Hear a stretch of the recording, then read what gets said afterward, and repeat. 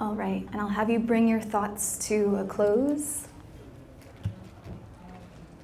And I'll finally introduce myself.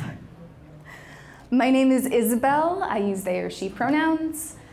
And I want to tell you the story of how I got here.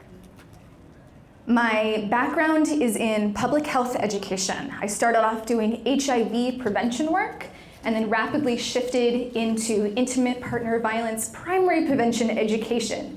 So I focused a lot on how to keep really bad, life-altering things from happening to other people. When I applied to do this talk, I realized, like, oh my God, I have actually trained thousands of people over the course of my life, and it kind of blew my mind, but that's a digression. I worked in nonprofit for about 15 years, and to be honest, nonprofit straight up did not pay the bills. My first job paid me less than $12,000 a year. Not lying. And so, literally to pay my bills, I moonlit as a model. And I started learning cybersecurity tactics and privacy tactics in order to protect myself. I was constantly putting myself into vulnerable situations, and I was worried. And I was also living this double life, right? At my day job, I might be working with children. At my night job, yeah. So I built this security mindset out of this understanding of just how easy it is for someone to take your data and ruin your entire life. In my day job, I was often the technical person, the unofficial tech person on staff. I would bring computers back from the dead. I was an Excel spreadsheet queen. I was the person who was like, well, why doesn't the Wi-Fi work? What if I poke it? And in spite of all of this, in spite of all the tactics I was learning and I was also supporting survivors with, I didn't see myself as a technical person. And in 2020, that changed for me.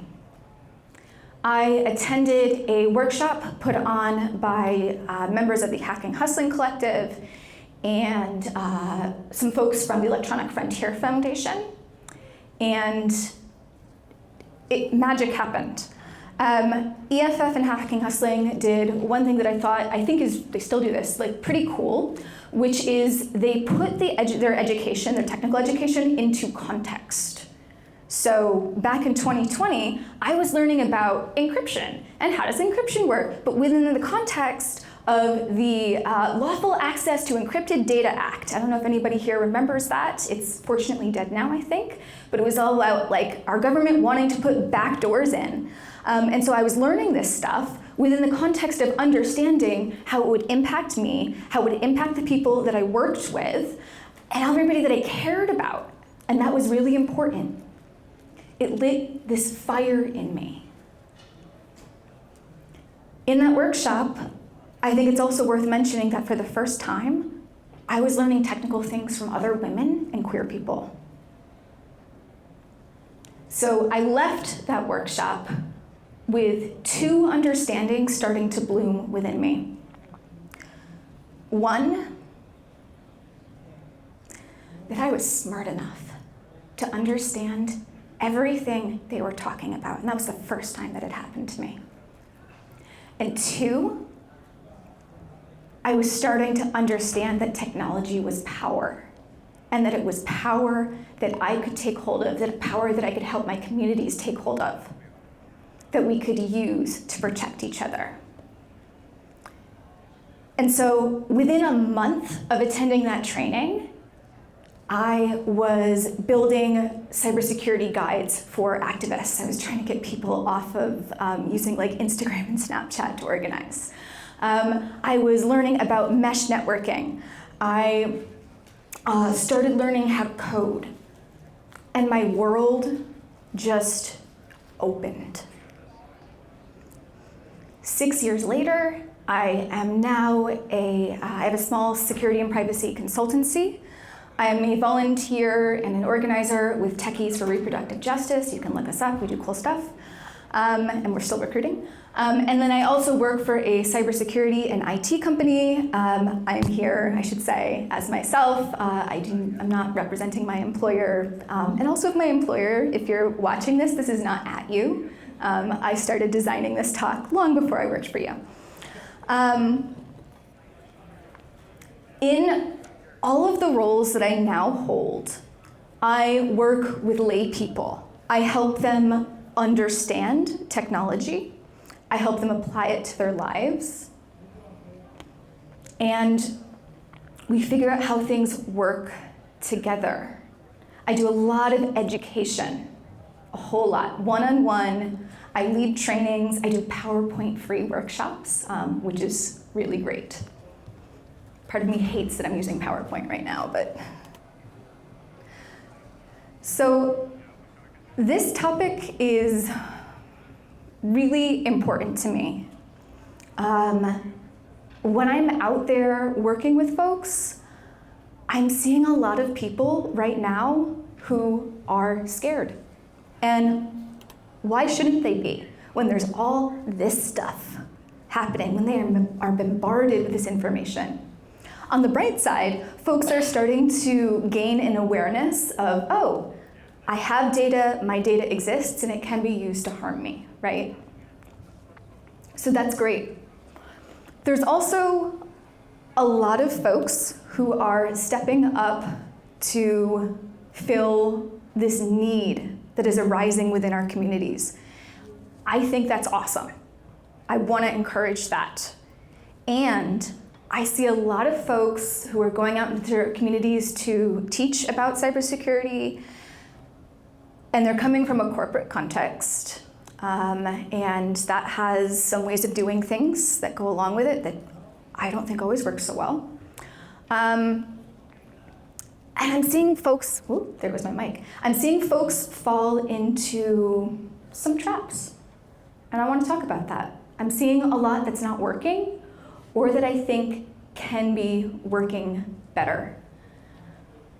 I want to emphasize that, I don't know everything. I'm here with ideas. I am here as a peer.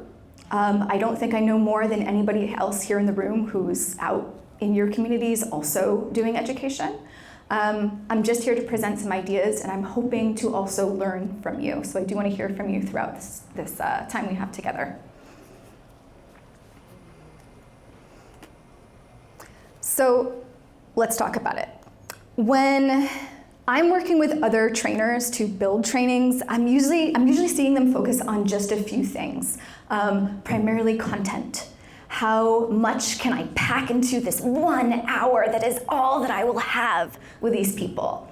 If you're a more advanced trainer, maybe you're starting to think about what am I going to put on my slides? Am I going to use graphics? What are things going to look like? If you're a little bit more advanced, maybe you're starting to think about frameworks.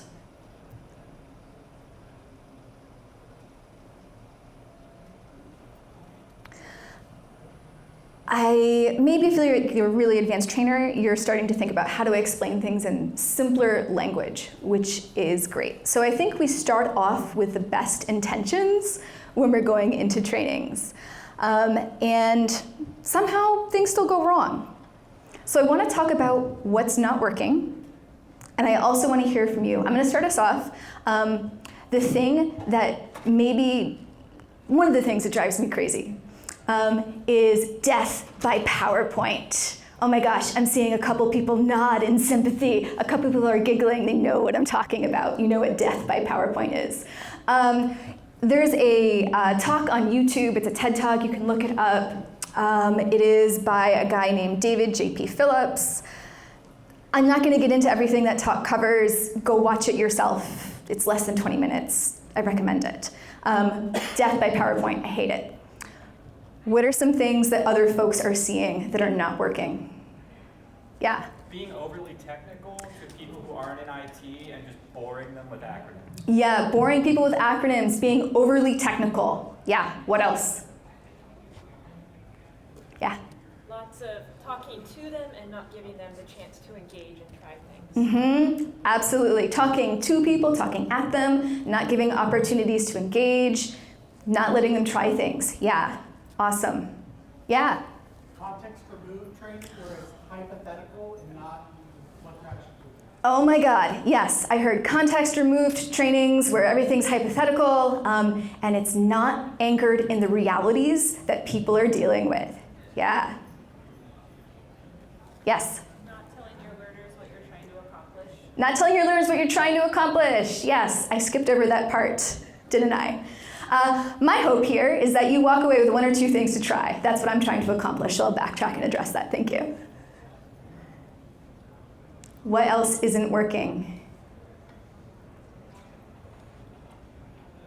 Yeah? I guess making it like a checkbox approach and just make it, if it's a yearly requirement or a quarterly requirement, make it something that you click through to just check a box and not truly grasp the concept of what you're trying to put out there. Yeah, absolutely. Approaching things like checklists. Approaching things like your annual security training that everybody hates, right? Even you in here, you hate it. Most people hate it, right? Yes?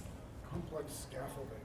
I mean, I'd like to see trainings that grow on each other over time. Yeah. And that circle back over time to the original subjects to allow people to not only learn, but practice them, and then circle back to practice. Awesome, yeah. So for folks who couldn't hear, not circling back, not using repetition, not giving folks opportunities to practice and come back and do more. Yeah, awesome.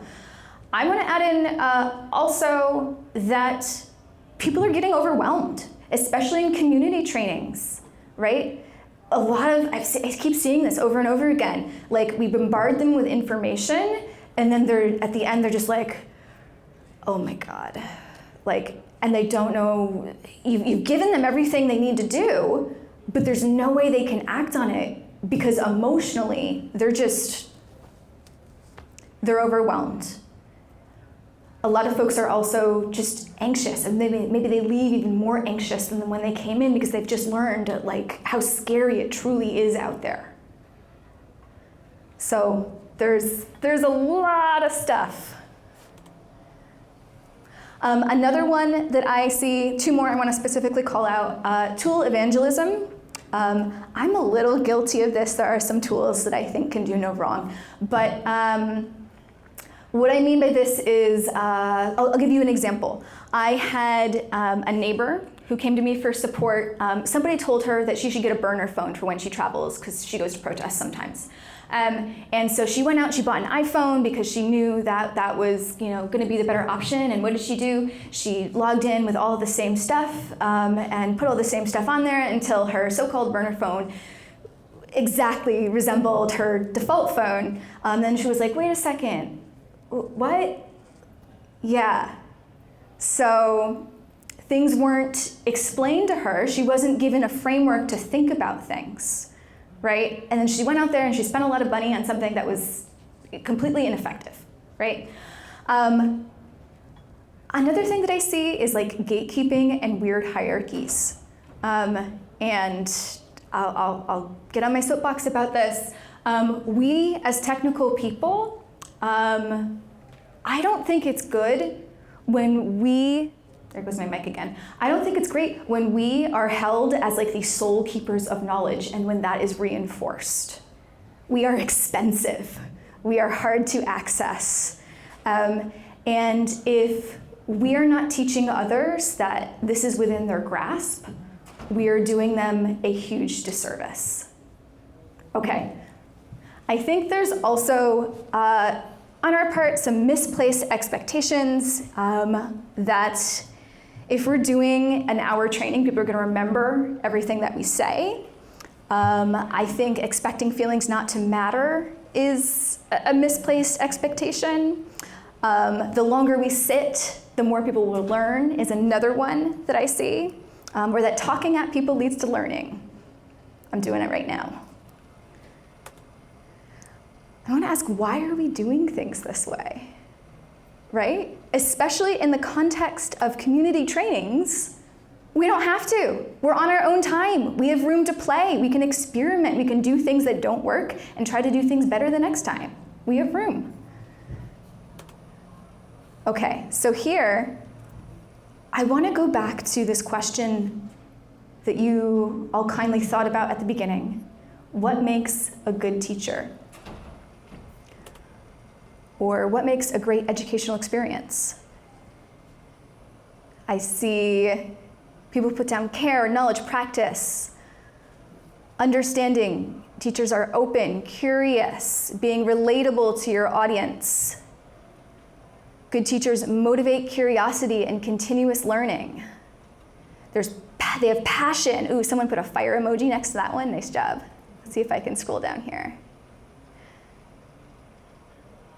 A good teacher is mindful of the desired end goal of the student and is attentive to the needs of the students each step of the way. Great. Ability to think like the student, recognize where their current understanding is and the route to lead them to full understanding. Good teachers have imagination, understanding of the students' obstacles, and readiness to learn. They have passion, they're knowledgeable. No dumb question environment. They create curiosity, encouraging people to ask stupid questions. Awesome. Deep understanding of subject matter with the ability to optimize the specific information they deliver and focus on with time. Patience. Someone put free food. Nice. Multiple modalities provide students with agency, genuine desire to help, material design to experience level, adjusting to the way students learn, limiting teacher talk time. Yeah, I'm going to work on that. Energizing students. Helps them learn to think about an area. All right, all of these are awesome and adaptable, hands-on, ask good questions, empathy, accuracy, makes you feel curious, motivates you, they're attuned, push you the right amount. All right, so we know how to do this, right? We know what we're working towards. So how do we get from here to all of this great stuff? How do we do that? I have a few ideas for you, but some of those ideas are going to come in the form of questions. Questions I think are going to be helpful for you to ask.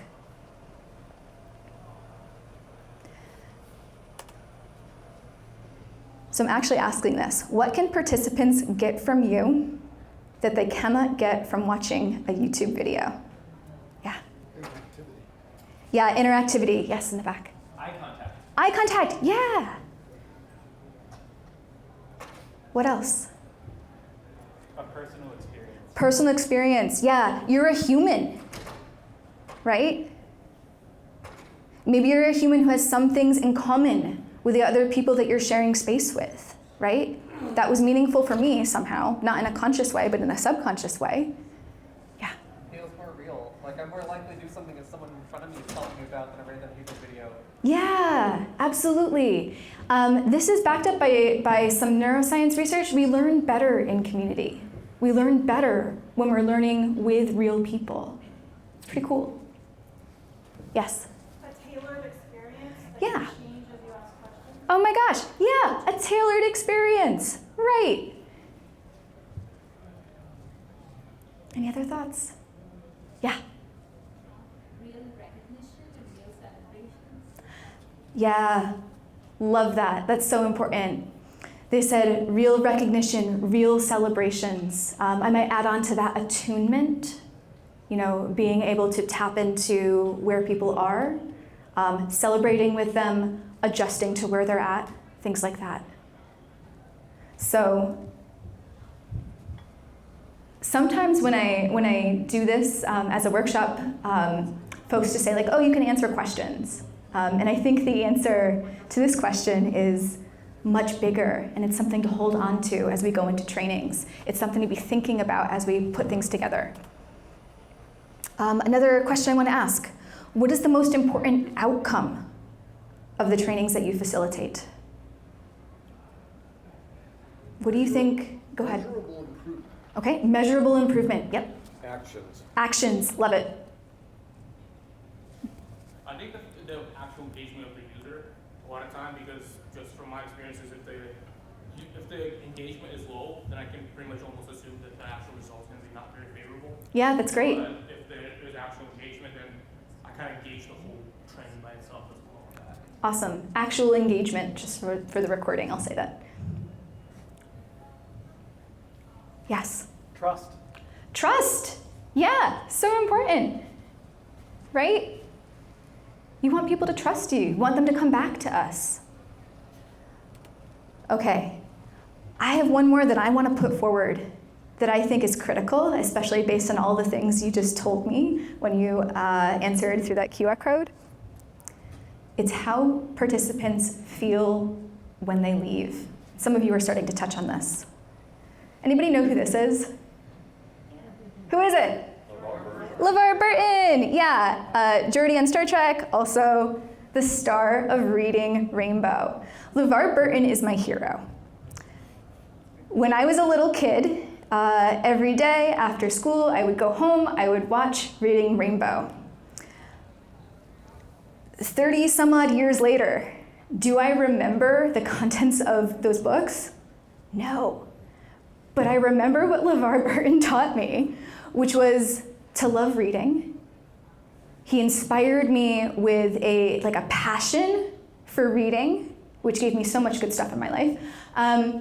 And he also linked to where do you go to get more of this cool thing? He wasn't like, hey, show up tomorrow to watch my show again. He was like, no, go to your library and do this on your own, right?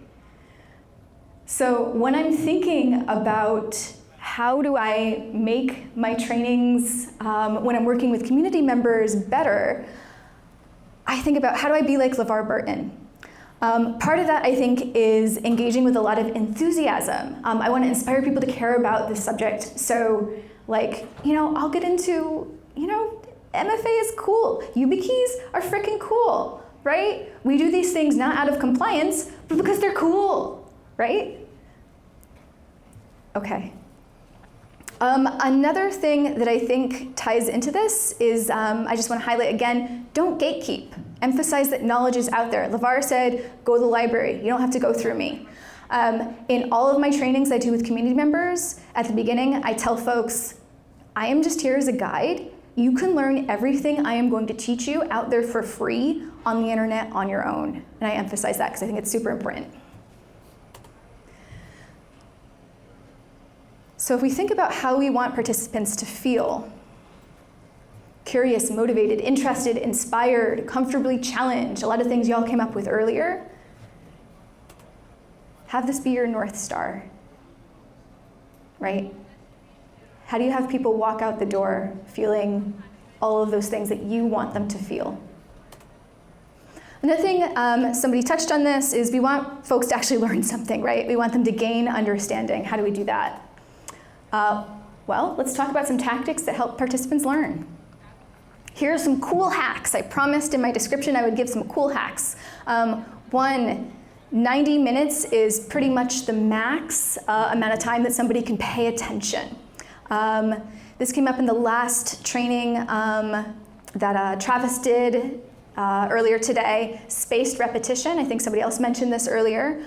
Coming back around to do things another time. When I was in public health education, for some reason it was 6 touches was the mysterious magic number that works. So if you got people in the room with you 6 times, that's when their behavior would change. I know that sounds like a really high number, but for some reason it works. Another thing, reduce cognitive load. Particularly important for PowerPoints. If you might notice, my slides are not covered in text. They're very simple, there's very few words there. Use color.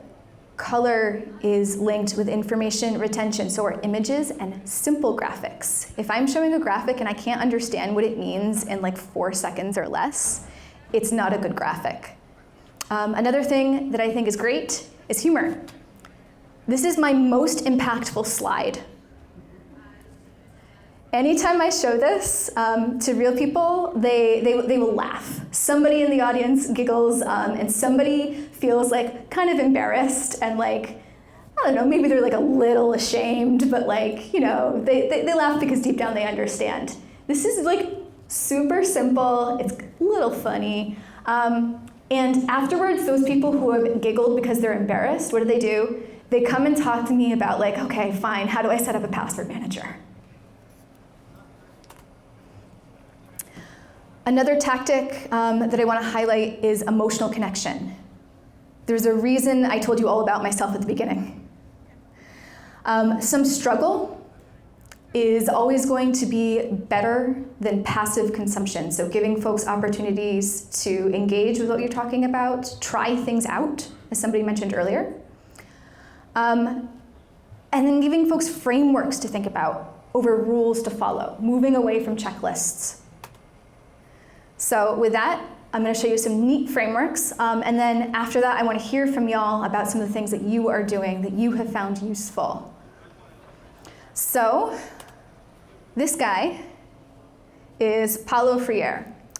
He was an educator and a philosopher who worked with low-income people in Brazil and Chile, and he had this weird idea that education is not neutral, learning is a political act. And he was particularly critical of what he called the banking model of education.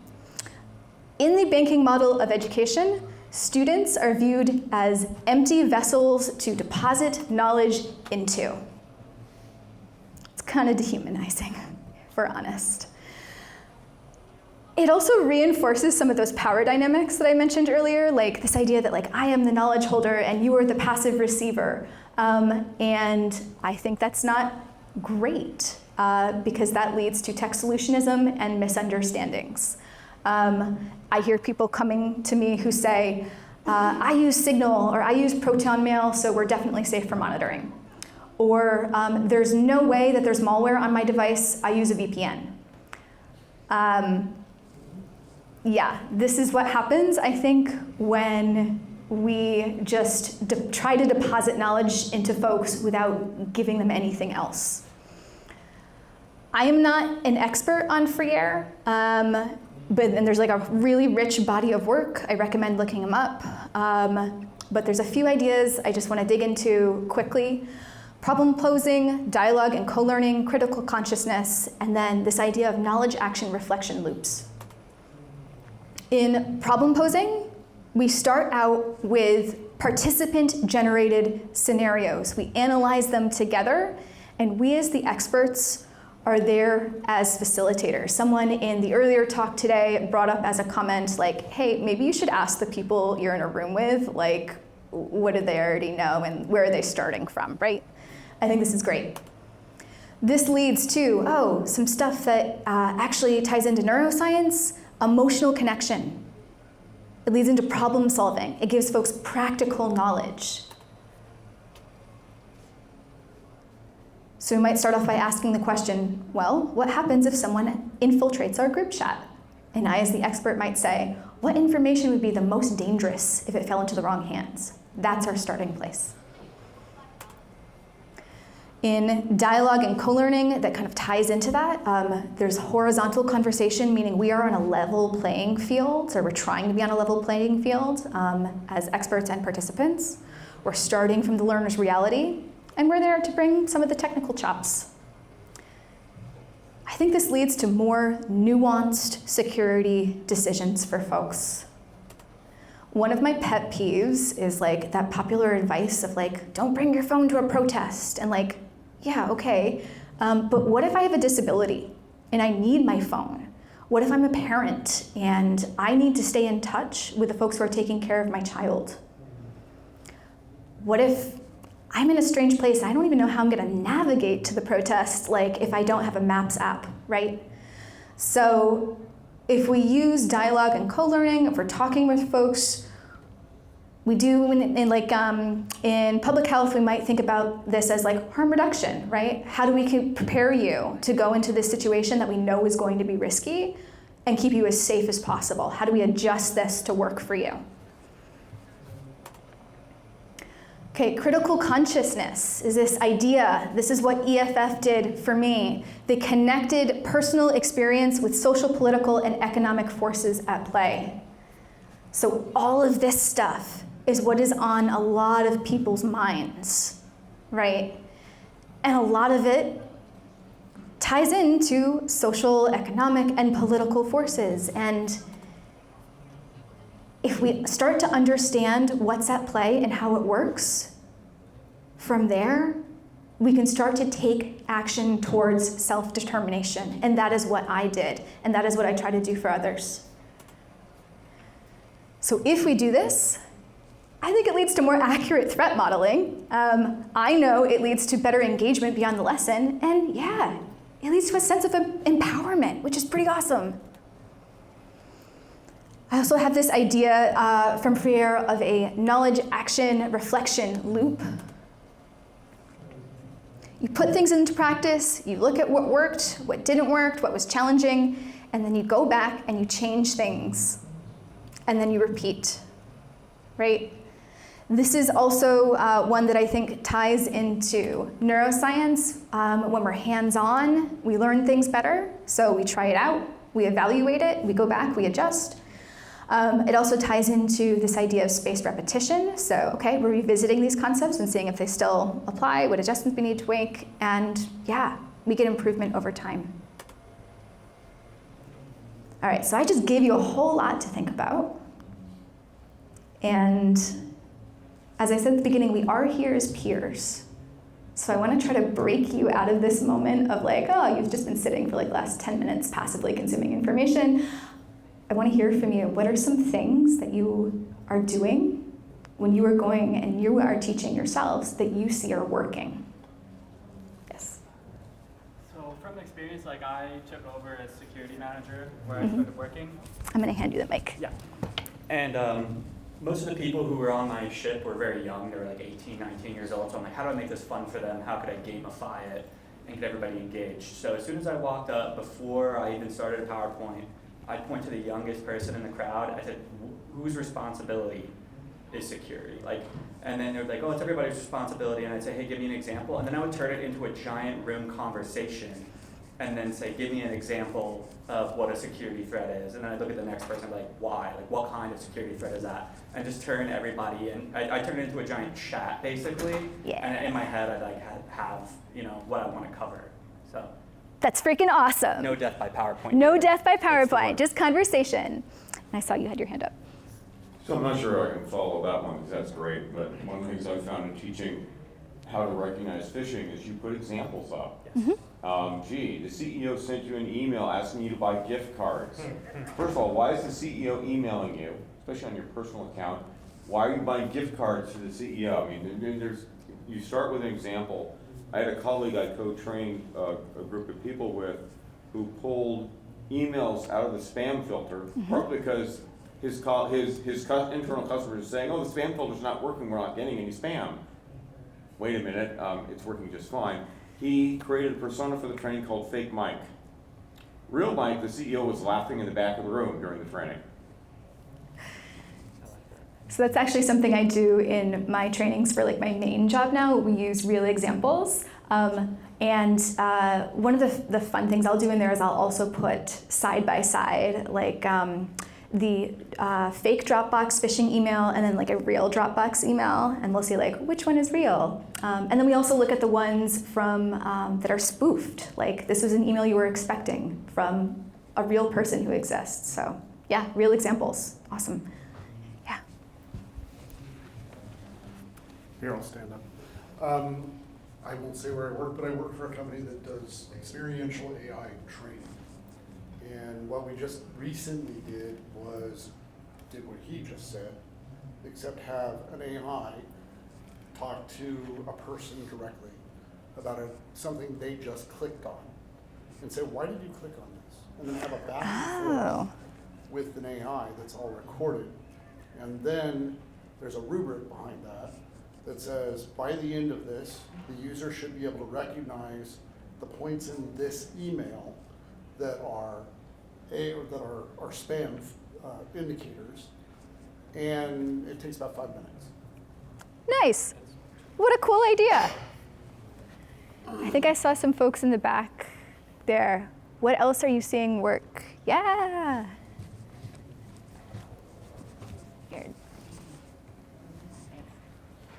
So I think one of the challenges is there's a lot of really smart people in security, and just because you're smart about a topic doesn't make you a good instructor. Mm-hmm. And they mistake a presentation for a training. It's like, let me present a bunch of information to you, and they've never done any work looking at instructional design and so what you brought up about the hands-on aspect of it and giving people an opportunity to actually practice in the classroom Mm-hmm. and have discussion with their peers about the previous day's homework, especially if it's a multi-day class where it's like, okay, so we did the homework last night, and today's breakout session is talking to each other about what was hard about the homework, what was easy, like learning from one another about, oh, that worked for you, great, and then coming back and sharing that with the class. And so I think one of those things that really helps is cutting down on that talking head, Mhm. the peanuts teacher, and getting into that discussion and hands-on, as you mentioned.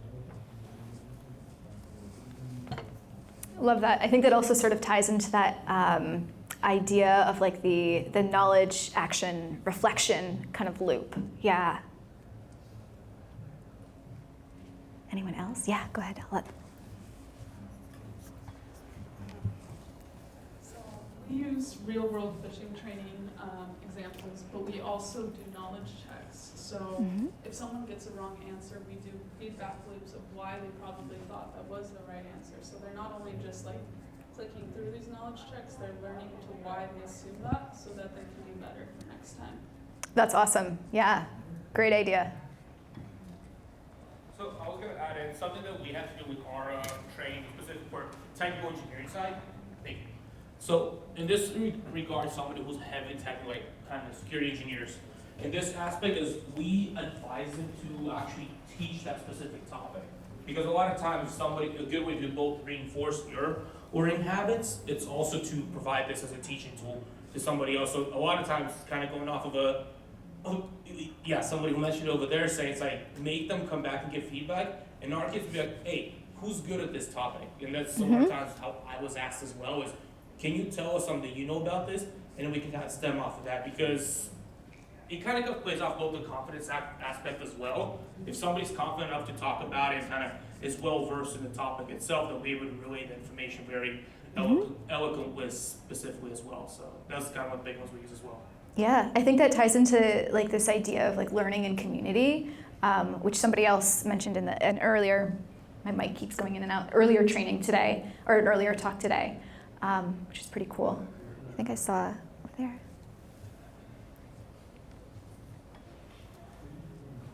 A few years back, I used to work at a continuing care retirement facility as the security administrator. So I would often have to go through, every month or so and give talks to, the elderly residents on security and how to deal with things. And I think the one thing that no one mentioned that I think helped, or that I saw the most benefit out of, was giving people the confidence to work past decision fatigue. So even if you can get someone to use password managers as an example, even if you can get someone to understand the why, they will oftentimes be paralyzed by the how. They go and they Google password managers and they find a list of 6 or 7 and they go, well, which one's the right one? And if that's a whole other level of technical details that they're now not aware of, and then they just don't. Yeah. So getting people to the point where they feel confident enough to just say, maybe it doesn't matter which one is the best one, as long as I know that I'm in the right area, I'm making improvements. I think that was probably the biggest thing that I found, the biggest roadblock I found was getting people past choice fatigue. I'm so happy you brought that up. I want to jump off of that. One of the things that I do in my volunteer role with Techies for Reproductive Justice is I am a tech doula. If you know what a doula is, anybody not know what a doula is? Okay, cool. I see some people smiling because you do know. A doula is someone who supports a pregnant person through childbirth. They're not a doctor, they're not a nurse. They have some medical training, but they're really there to support the parent and ensure their best interests are taken care of. And so as a tech doula, one of the things that I do is I help folks with decision fatigue, and I guide them through the process. And I really sit down and get very hands-on with them. So like, all right, step by step, we're gonna do this together. Let's install the password manager. Let's install the browser extension. You know, I'll help you go through the steps of importing your passwords from this other thing. And like, okay, this is what this red warning means here. Don't freak out. Yeah, so it's extremely hands-on, and I understand, and it's not going to go over well in every corporate environment. Time is money, but in the context of my community work and my activism, it's extremely effective, and it helps people build confidence. And there's plenty of opportunity for me as a supportive person to be able to say, like, look at you, we get to celebrate wins, and I get to reinforce that this is something that they are capable of, that they can handle. And it's pretty cool. Any other ideas? Yeah. More in the vein of like the pre-trained communication, so I try to be aware of like the position of power that security can have in an organization, and so like before I reach out to an individual or a team, I try to go through their manager or their leadership so that the familiar people can give them a heads up that security is going to be reaching out.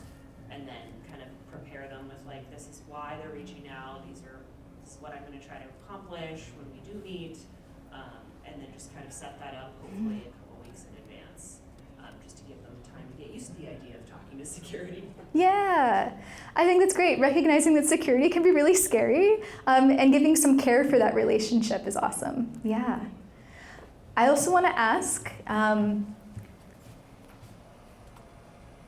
there challenges that you're facing? Yeah, go ahead. I think one of the biggest ones, right, is getting people who are not in cybersecurity to get bought into that mission.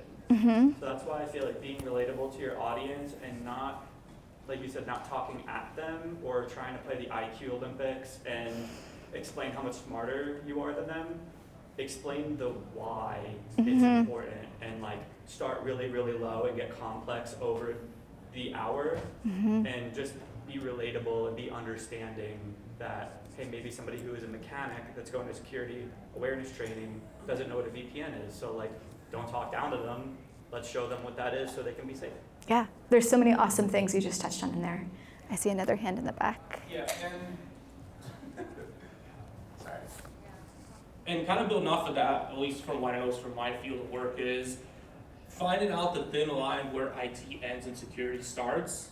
A lot of times what happens is, oh, you're security or you're IT, well, clearly you must know what's going on. It's just, I have pop-ups on my screen, and I'm like, okay, cool, let's get into it. But IT already did something about it. I'm like, what did they do? Oh, they just made a ticket for me. I'm like, okay, well, this is the next step of this one. We want to look at, they made a ticket to me, and I'm the other side of the security team. So that's the challenge. You often spend time, this important, crucial time of an event going on is trying to explain and do this coaching at the time. While it would have been useful to be like, initial training, just tell, here's the difference between the two, here's how they're related, and just a quick spiel at that point. Yeah, giving people enough context for whatever you're doing to support them to be effective, more effective. Awesome. Nancy.